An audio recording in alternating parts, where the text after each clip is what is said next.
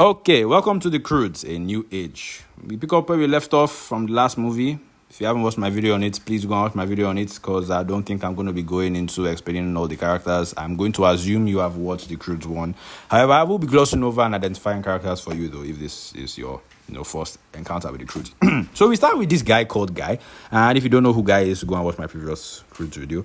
And even if you do know who Guy is, just go and watch my previous Croods video too. Guy watches his parents suffocate to death as they tell him to follow the sun and find this place called Tomorrow, which he does. He also finds this abnormal looking rat called Belt along the way and keeps looking for Tomorrow. And the funny thing is actually, if you think about it, if you follow and manage to keep up with the sun for 24 hours straight, you're gonna find Tomorrow. I know, my intelligence knows no bounds.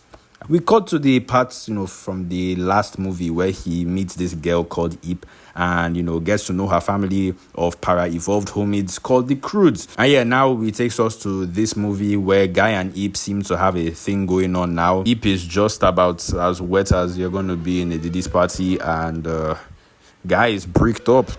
So yeah, Mr. Crood or Ip's father or Grog, he's getting afraid that, this thing that's happening between Guy and Ip is going to tear the family apart.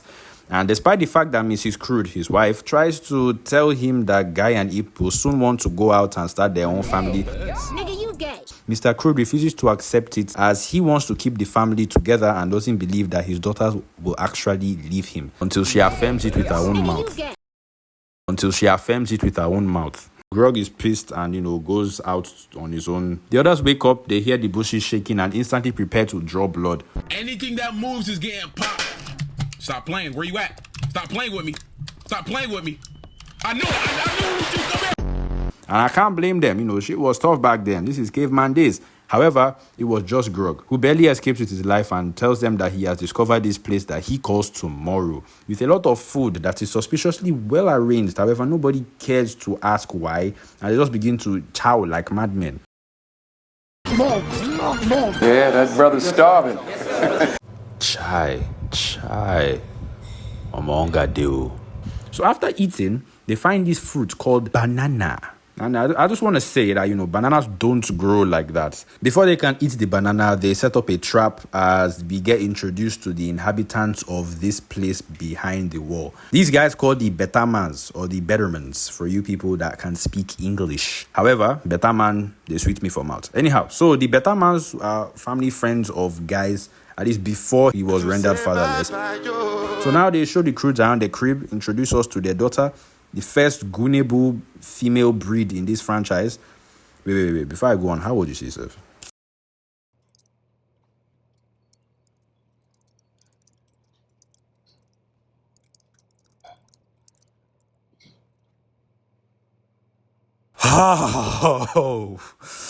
Oh man, that was close. I nearly caught a kiss. We can goon in peace, guys.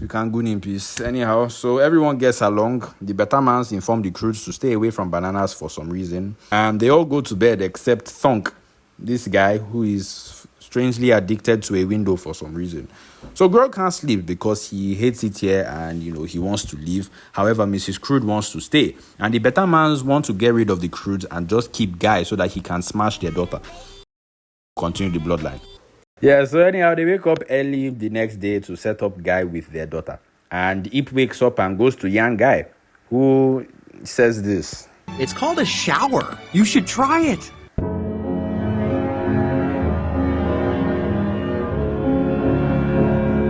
Yeah, so Ip is sad, because her boyfriend is being a bastard. And, she yarns Dawn about, all her injuries that she got during all her adventures and how each scar is an adventure and how she almost died and all that shit. Which sparks in Dawn a interesting desire to get herself killed as Dawn and Ip go over the fence to, have fun and do girl shit. Meanwhile, Mr. and Mrs. Betterman try to convince Mr. and Mrs. Crood to... No, I'm saying, you get out of here right now. Do me a favor, please. Get out of here. Get out of here, man. Shit, I'm saying. However, Mrs. Crood ain't having none of that. However, Grog Nah, that nigga folds instantly. But he gets pissed off when he realizes that he was tricked. So, as revenge, him and Mrs. Crude proceed to eat every single banana. That is greed. Greed indeed. So then we cut back to Guy, who gets pissed off that, Ip took Dawn outside of the wall and, she got stung by a bee. And then he says this. No, she's not like you. This is not her cave. She's not a cave girl.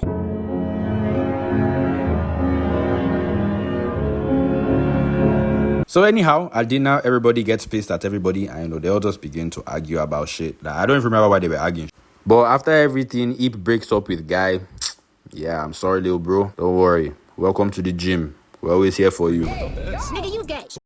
We're always here for you. So Mr. Crude then reveals that him and his wife ate all the bananas. Mr. Betterman starts freaking out. The reason that they don't eat bananas is because of this weird creature outside that comes every night for bananas. Why on earth he didn't just tell this to Mr. Crude from the very beginning, I have no idea, brother. So yeah, the monster in question happens to be this gang of punch monkeys, the creatures on your screens, and they get pissed when they don't see bananas, so they kidnap the men and yeah.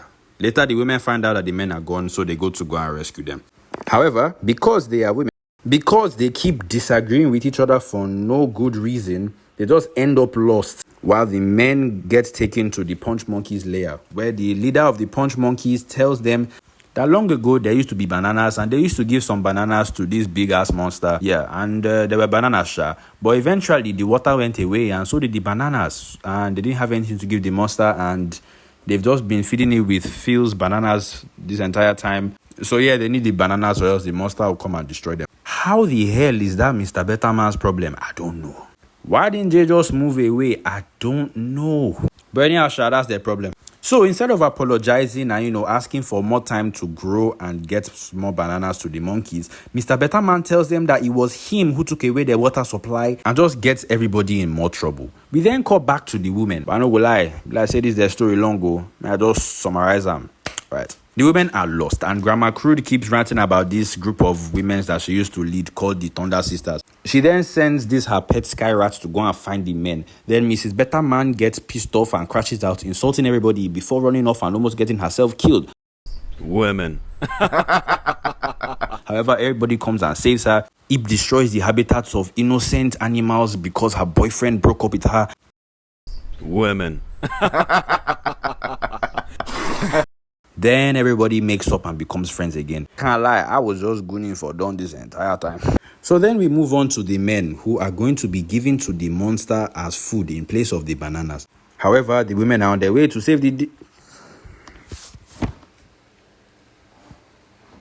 Waiting, my eyes don't see. My mouth no fit talk. Yeah, anyhow, the women are on their way to save the men as they fight the monkeys and the monster and, manage to save the men and defeat the monster. So now everybody is tight and they all live together in the Betterman's crib as the Punch Monkeys, who have forgiven them for liberating them for the monster. Yeah, they move in too and, everybody else is happily ever after. Guy and Ip move out and yeah. Can't lie, it was a solid movie. Yeah.